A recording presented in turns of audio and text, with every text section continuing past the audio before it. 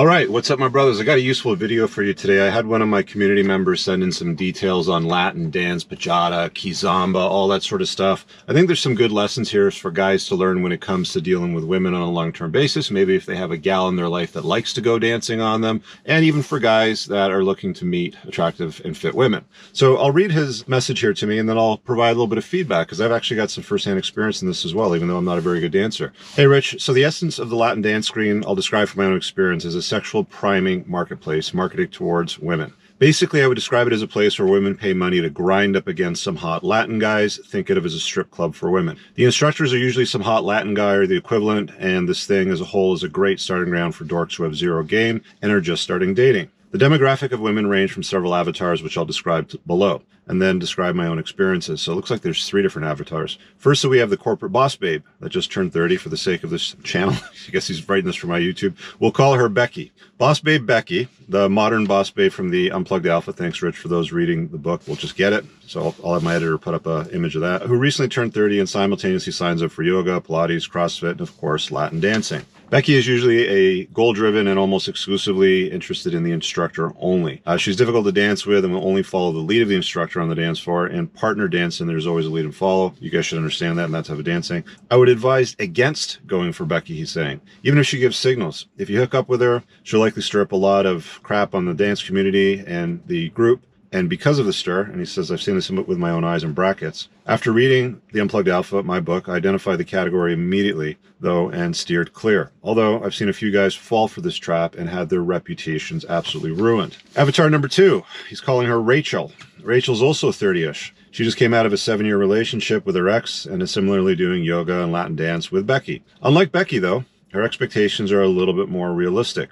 Through grief and loss, she has generally been looking for a bit of fun and willing to hook up with a guy if he's cute enough and he can dance just okay. Rachel's the best type of girl in the scene, and I've had 2 on and off again short-term relationships in this category, and there's generally no issues. And then the third type is what he calls Costa Rica Calorie. I can't say it without laughing. Costa Rica Carolina is a hot Latin girl who loves attention and flirting. She's also 30 or younger, and she will stare deep into the eyes of every guy she dances with, and many dudes make the mistake of those stares for affection and ask her out, but she rejects them all. This is because she already has a ton of sugar daddies that satisfy her financial and sexual desires. And lastly, there's the over 30 crowd, or mostly the 40-plus crowd. This group is great for younger guys looking for fun and are a bit low on money or status, but look okay and know their way around the dance floor. The 40-plus crowd are usually professional women and have time and disposable income for dance classes and intelligent enough to engage in casual hookups semi-responsibly. They're often post-divorce with good settlements or simply career women. Some of them have kids. They don't care much about money and they just are looking for fun.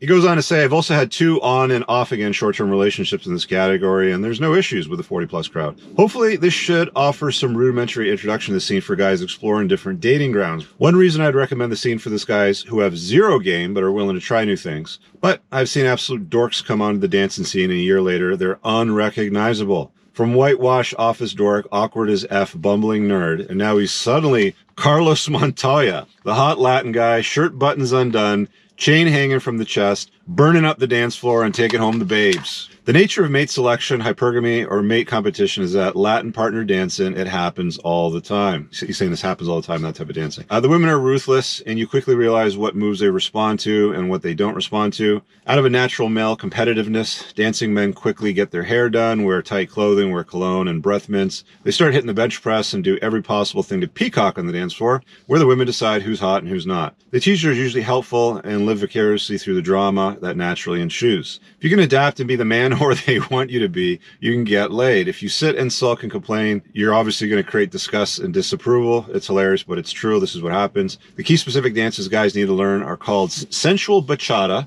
or kizomba. I'm going to tell a very personal story in a moment because I dated a chick that actually taught this stuff. Because they're slower and involve full body contact, chest to chest, often thigh to thigh. Due to this, they're gaining in popularity, and sensual bachata is the fastest growing partner dance because it's the easiest to learn the basics and it's super sexy. There you have it, guys. Salsa's okay, but not as close as bachata and kizomba, so it's harder to lead and stimulate feelings of attraction. Tango is also a close hold dance and extremely sensual. There's actually a guy in my community that's a very good tango dancer and does quite well. But the musicality is much harder than other dances, and that particular niche scene is more upper class than other Latin scenes, so you have to have a little bit of a stiff upper lip for that one. And generally attracts a older crowd, so 40, 50 plus. There's also a lot of other great styles. In my opinion, Latin is the most sexiest and most conducive to the hookup culture. Some of the hookups lead to relationships, but the scene generally is fairly promiscuous, so try not to fall in love or overtly invest emotionally. Just have fun, be responsible, and take what happens with a grain of salt. And if people do talk crap about you, don't worry about it too much. It's not personal. It's just part of the dance scene. All right, let's hit the road. I got some feedback for you.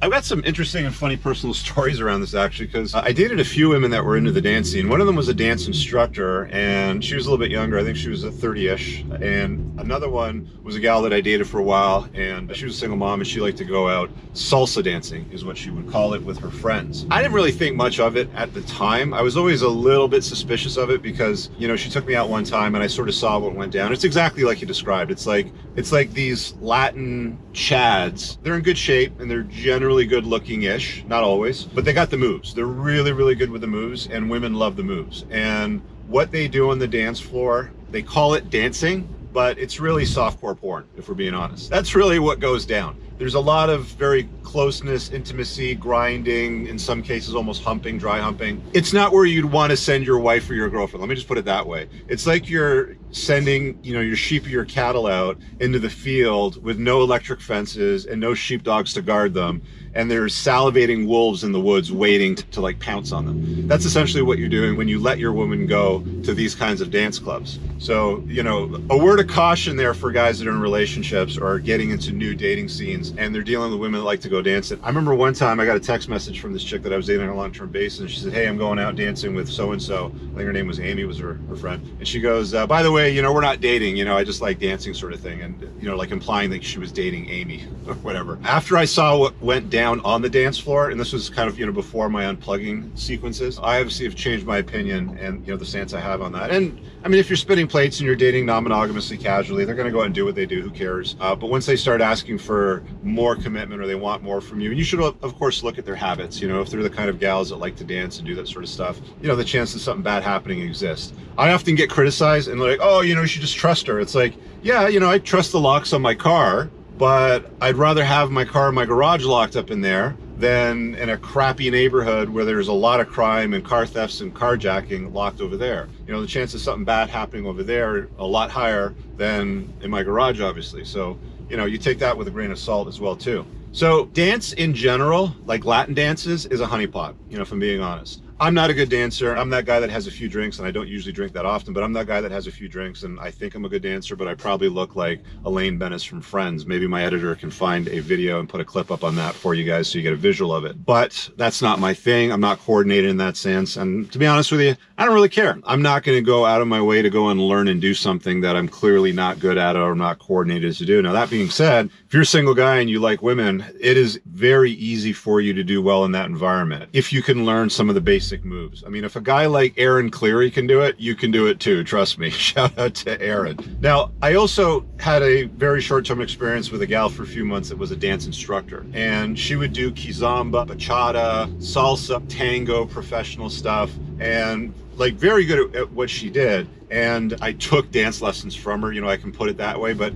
she wanted to teach me how to dance, obviously. You know, she liked me and she wanted to do things with me that she kind of enjoyed. So it seemed reasonable for her at that time to say, hey, you know, let me take you out on a dance lesson sort of thing. And we did it a number of times in her condo. They had kind of this like mirrored room with the kind of floor that you need to sort of train on. And the interesting part about it is that I learned that the vast majority of dance partners that she had professionally and for competition are actually gay. So there's not much to worry about from that sense or regard. In the professional sense, when it comes to the professional dance and the dance exhibitions. But on a social level, when women go out to these nightclubs and they go dancing, or they go out for salsa, you have to understand they've spent hours getting dressed up, doing their hair and makeup, putting on all the right clothes to look fit and sexy, and they're out for the evening with guys. Like I said, it's like putting the sheep out to pasture, and the wolves are in the forest waiting for the sun to go down to pounce on the flock. That's essentially what it is. I would not be letting that go down. I remember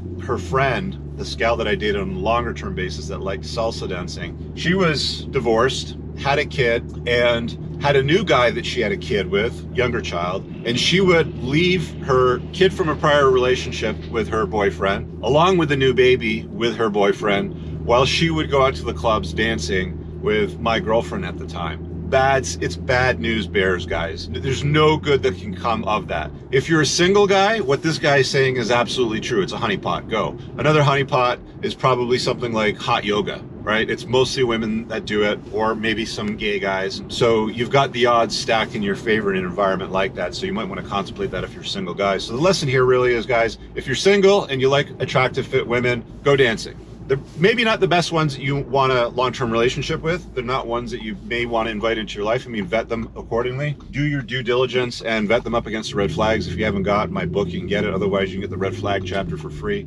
pinned below in the top comment. Grab it over there. So be very discerning in your time and your taste with the entire situation on that level. But let me know what you guys think. Comment below. What's your experience been if you've danced in this kind of scene? What's your experience been as a guy that's had a gal that's gone out and done this sort of stuff? It's, in my opinion, if you're dealing with a woman on an intimate basis and she wants your commitment, it shouldn't be permitted. It's not something that should be allowed, but everybody has their own opinion on that. You can throw yours below. See you guys later. Peace out. All right, guys, I really hope that you enjoyed that clip. If you want to check out the full-length podcast episode, you can find that right over here. Also, make sure you visit my website over here where you'll find my supplements, the opportunity to book me privately one-on-one for coaching, and most importantly, my new School of Unplugging, which you'll find on the courses tab. Newer to the channel, hit subscribe.